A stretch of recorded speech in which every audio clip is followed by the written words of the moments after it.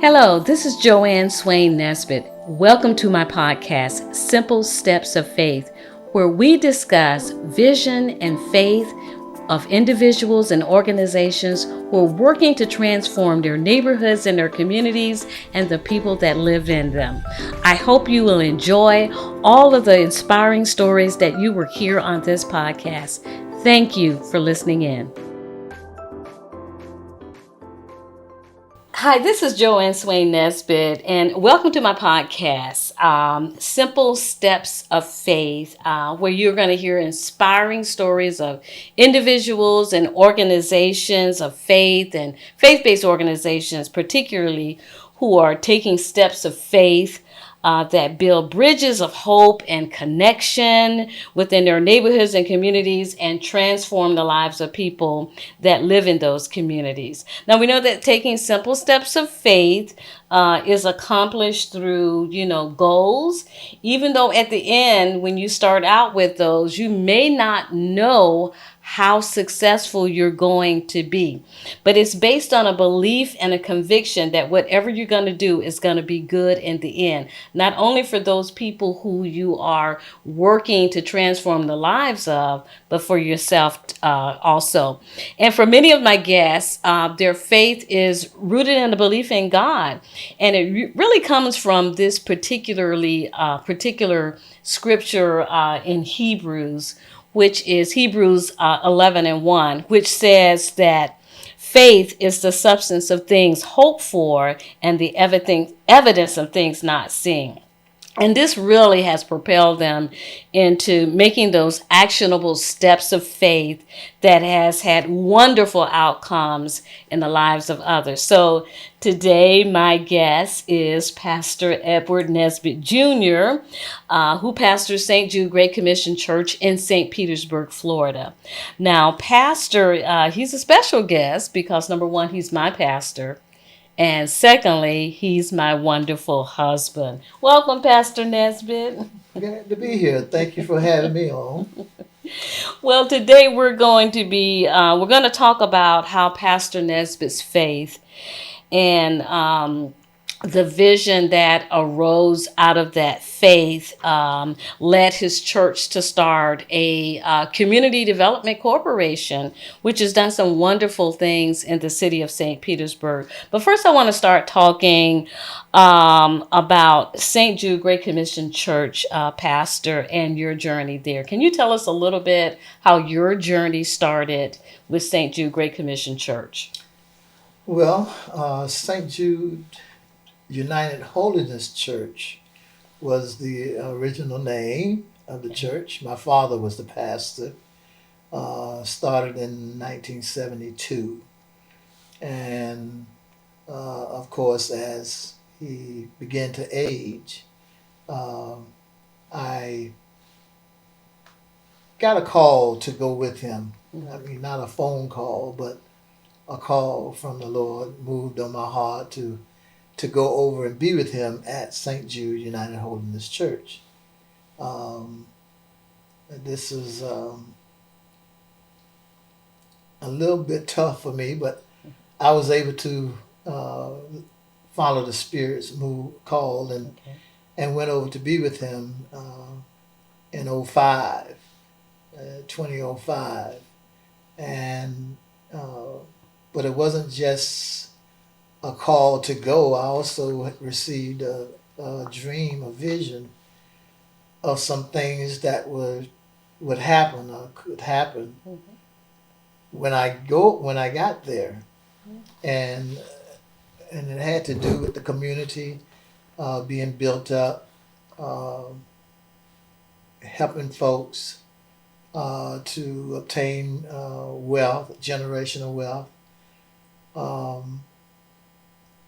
And had no idea how this was going to happen, but there it was, and here I go to St. Jude United Holiness Church to be with my dad and to follow the Lord's will for my life. So I went to be with him at that time, March 2005. Oh, and it's March 2025, so that's been 20 years. Wow. Right. I remember it Okay. just like yesterday was the second Sunday in March that we went over to be with him, and he didn't know we would come. I was coming to be with him, and but so it was a big surprise for him and his congregation when we told him in the service that we was coming to be with them, not just for a visit, but for to be with them for good. Okay, so St. Jude, now that's not a really large church, or what's the size? What was the size of the church when you got there? Uh, the church was a small. It's considered a small church, uh, um, and as in the church in Philadelphia, the word said uh, you have a little strength. So it was that type of church, and um, we just had a small number, um, but we saw growth, and then we've seen decline as well from that time to now. So, So tell me about what were some of the things that the church was already doing, community related, when you got there? well, um, reaching out to the like to homeless, they had um, helped folks with shelter and food, clothing, etc. So were they doing what other things that they were doing as far as okay, so you mentioned that they were helping the homeless, food, shelter. A lot of churches, did they have a prison ministry? Did they have were these formal ministries or people that just came from the community to ask for this help? How did that work with the church?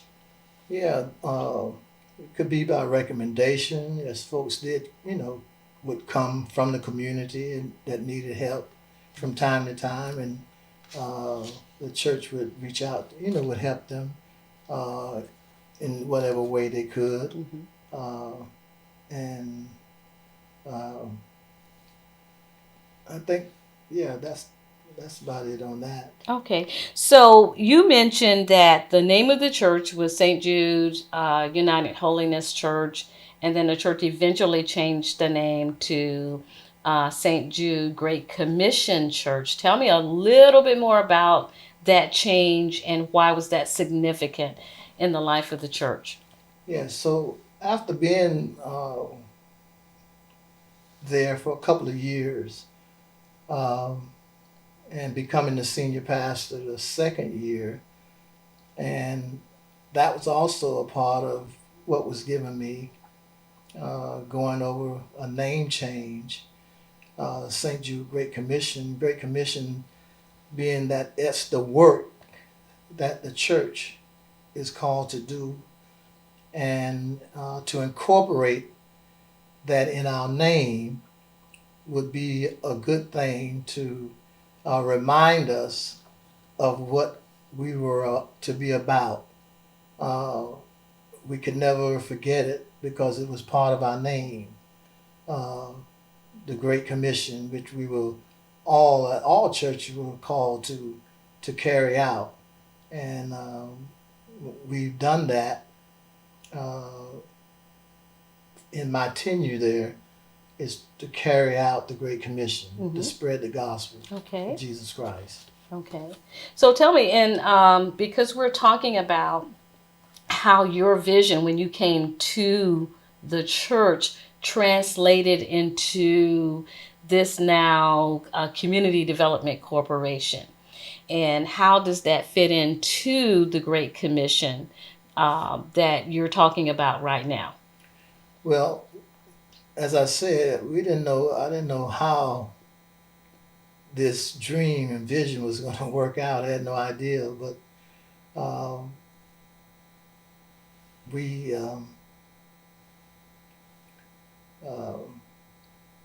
discussed it, my dream with, with the members. We and we in meetings we brainstormed and talked about how this thing could formulate. I mean, we are a church of little means, little strength, little means. Mhm. And so how was this going to be? So uh, therein, the faith uh, element really kicked in because we didn't have the resources to do this, but so the idea was born that we would establish a CDC. However, establishing a CDC, it was not free. It cost money, and Now, uh, could you tell us what a CDC means in case some people. right, a community development corporation. Okay. Uh, so we did move on the idea. We agreed to do it, but it took time before we were able to actually affect uh, having the CDC. Hmm. So it took time, but in time we did get it done, and we were able to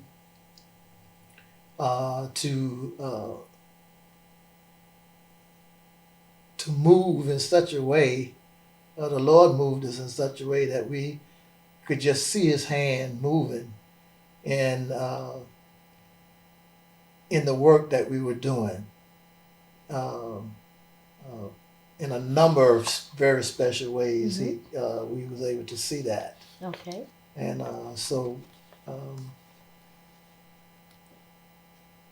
So I noticed that you were, when of course, being a part of the church, that there were some other things that happened before the establishment of the Community Development Corporation. You had this thing called Celebration in the Park. You did yes, some other outreach things, Kite Day, where you reached out to the community. So you were doing some things to reach out and go out and outreach and form this relationship with the community even before you formed the church decided to form this community development corporation.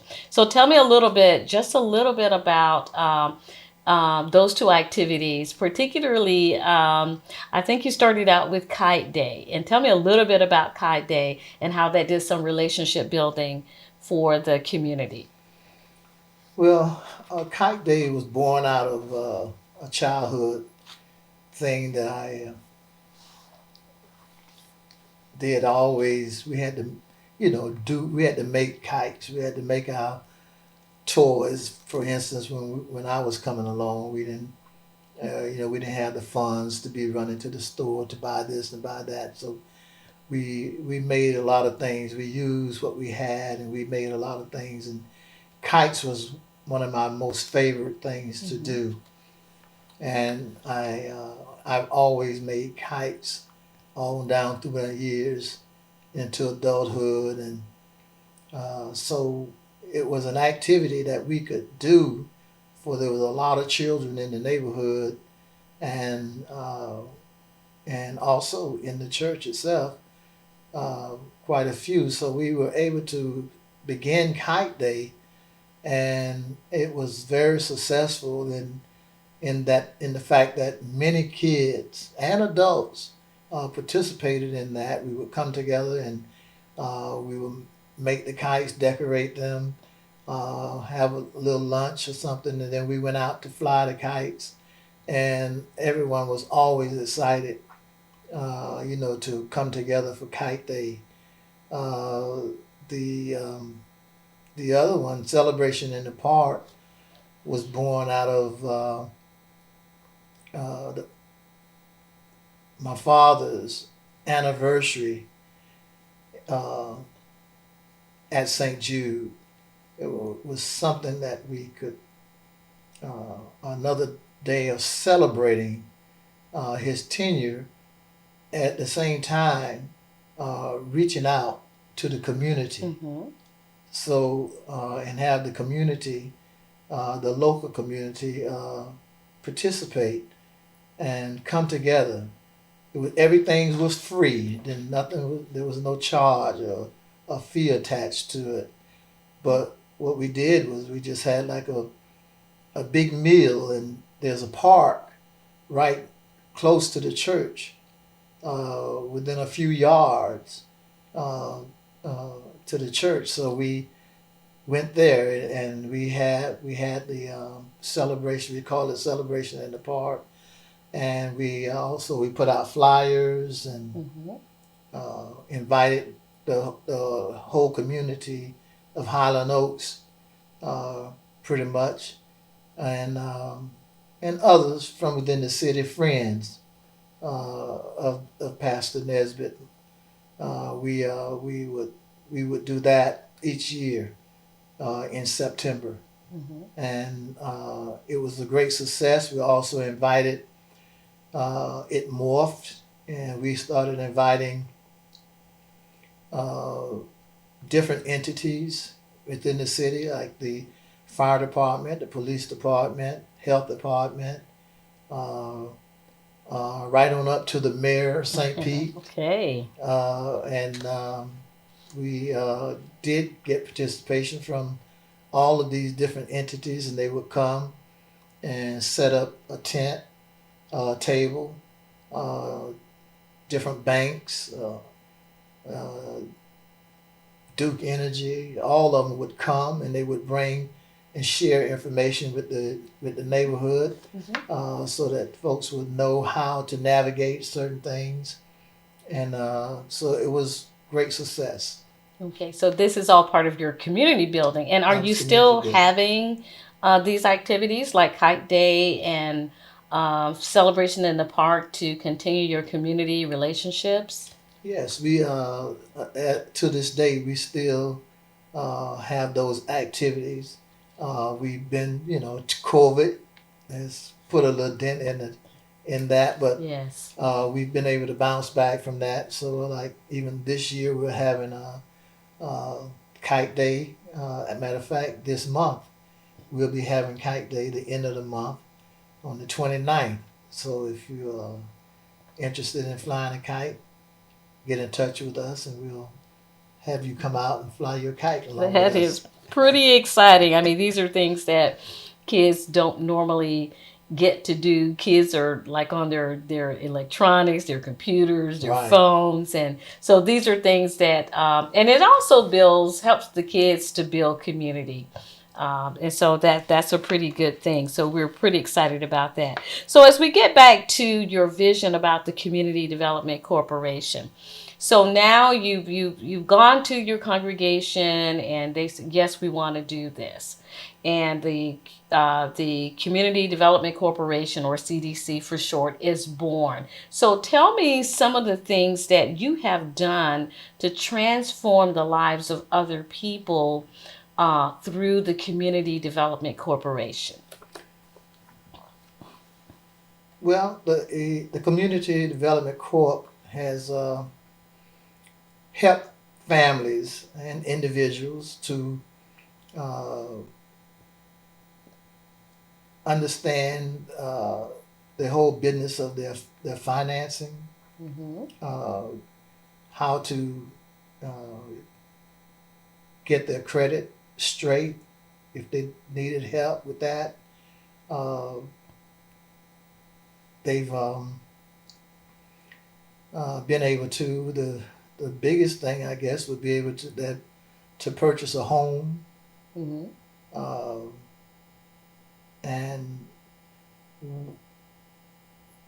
that's the crown jewel right now, I guess, of what we've done is uh, helping families achieve home ownership and building some generational wealth.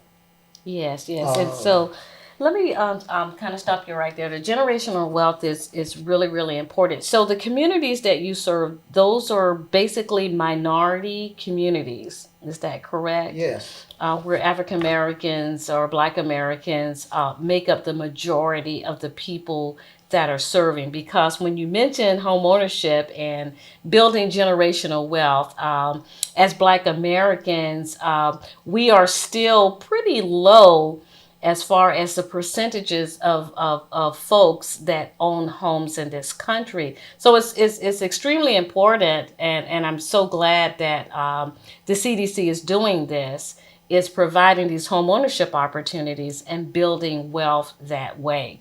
And I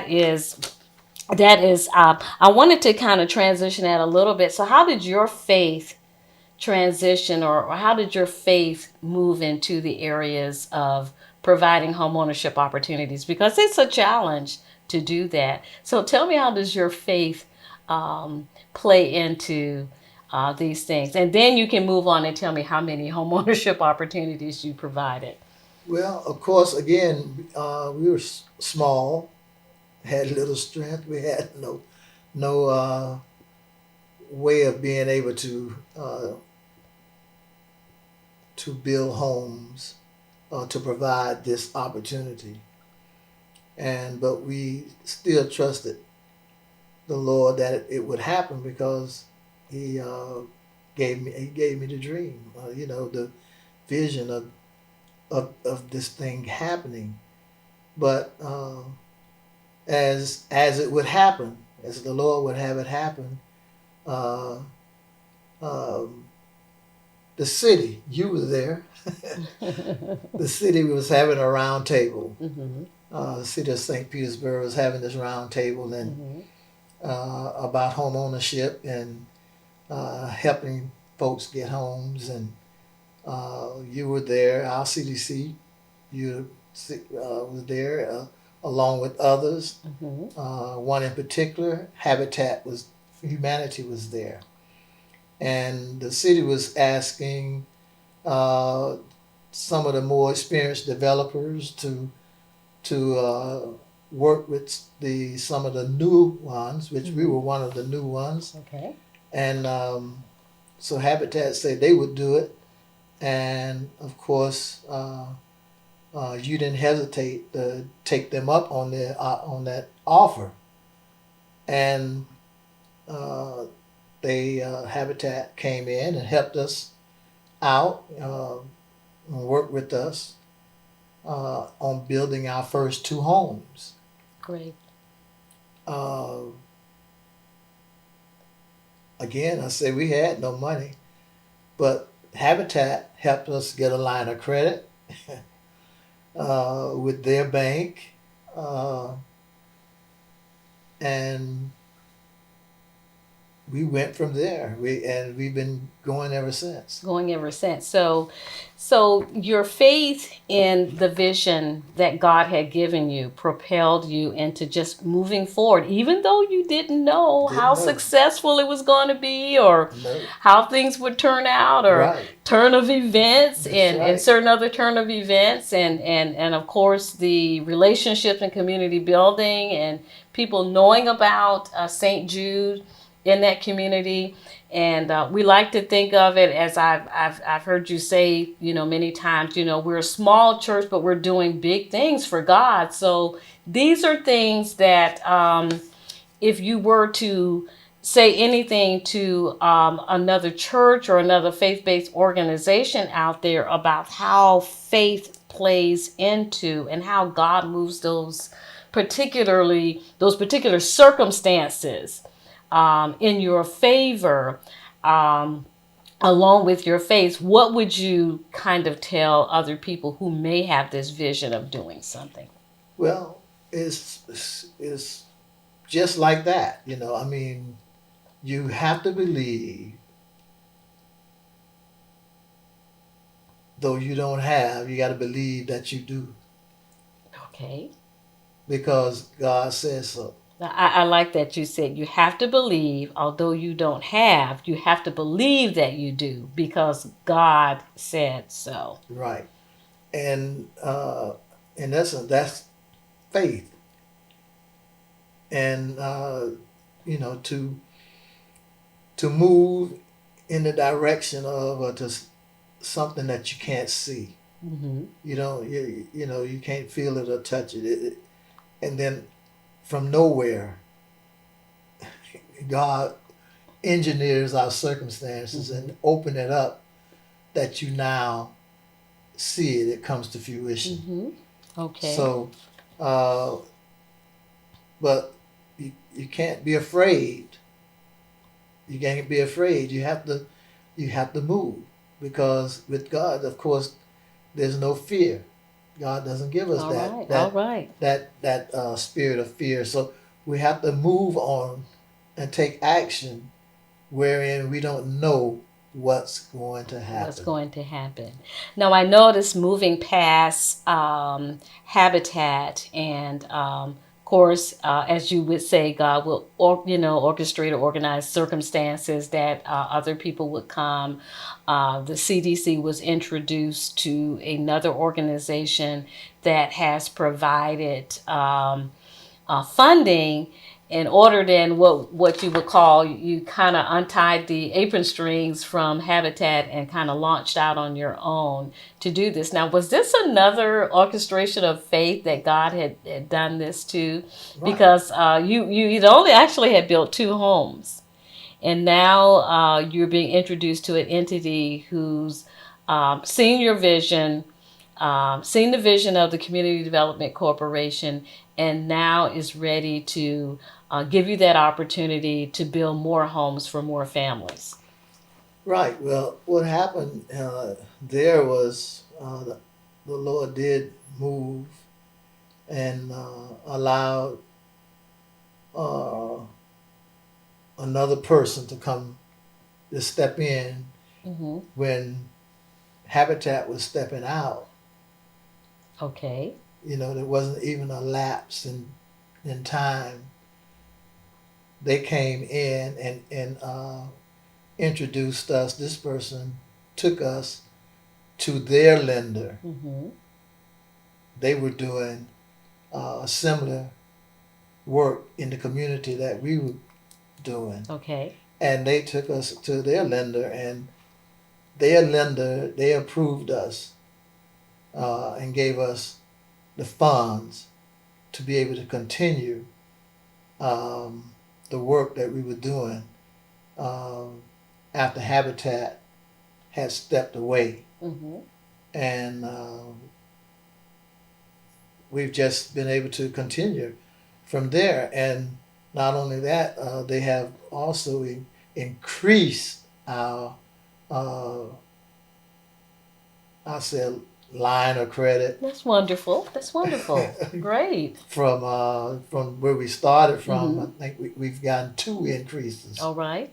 uh, from the original up to now. So, uh, and it's just been a blessing one after another that we can help these families. Mm-hmm. Mm-hmm. And so it's been good. And I like, I'm going to go back and regress just a little bit about what you said. And because we're talking about taking those, when we say simple steps of faith, they're not just, taking something simple. You have to have that faith. You have to be prepared to take the steps of faith that you're going to take. And I imagine that you had people in place that, prepared you to do that, which you did.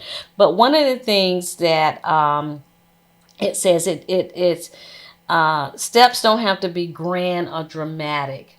But one thing you talked about, not being afraid, and it's often overcoming the paralysis of fear or doubt and focusing on what you can achieve. And I like that. And I wanted to just regress about that, because so many people have doubts. They have fears that they can't do what they have been called to do. And I really like the fact that you talked about overcoming the paralysis of fear and doubt in what you have to do. So as you go forward in this, I'm assuming that sometimes the path is not always clear. No, it's still a faith journey, and we still don't know uh, what's going to happen next. You know, how, as you know, you begin to go forward to the next steps, you don't know exactly how uh, these things are going to happen, but the Lord continued to open up avenues in ways that you can move so that you can that you can still have great success at what you're doing with what you have and what you being provided. Uh, for instance, we uh, brick and mortar homes from the ground up uh, can be uh, troublesome, for lack of a better word, Okay, sometimes. okay. So, and costly as well. Yes. So, again, a door was opened for us to meet another person that introduced us to steel homes. Okay, okay, okay. And we went and to the factory and we looked at the steel homes, and it's a beautiful thing. It's a beautiful home. Mm-hmm. I mean, and these are going to be able. You can get them done quicker, more cost effective. Just cut back on a lot of the administrative work that we would have to do on our end. Okay. Uh, it just it's going to be easy, so much easier for us going forward as we build these steel homes, um, and we'll be able to pass on more wealth Wonderful. to the buyers. And Because the cost is going to, I know building homes from the ground takes more time. more time. You're cutting down on time. You're cutting down on even the people that you need to build the homes. You're going to cut down on those expenses, so you are able to pass on that wealth, which is what part of your big vision to help these families to build Right. this wealth. So yeah, so we have passed on wealth to every family thus far, uh, to the tune of $100,000 or more for every home that we've done so far. That's amazing. That's And amazing. so when they sign down, they walk into $100,000 plus in equity. That is truly amazing because